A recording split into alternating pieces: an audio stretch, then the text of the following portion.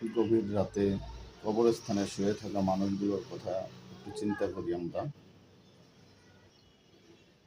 তারা একসময় আমাদের মতো সুন্দর বিছানায় ঘুমাতো। আজ তারা বিছানাহীন বাঁশবাগানের অন্ধকার কবরস্থানে শুয়ে আছে।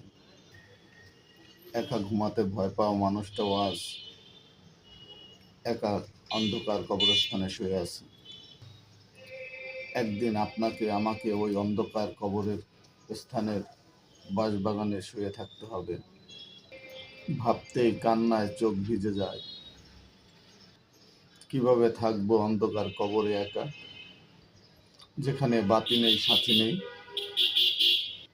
আল্লাহ তাআলা আমাদের সবাইকে মাফ করে দিন।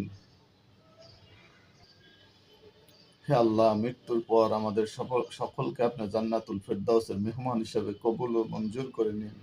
আল্লাহ, আমাদেরকে মাফ করে দিন। আল্লাহ, আমাদেরকে জান্নাতুল ফেরদাউস নসিব করুন। আমিন।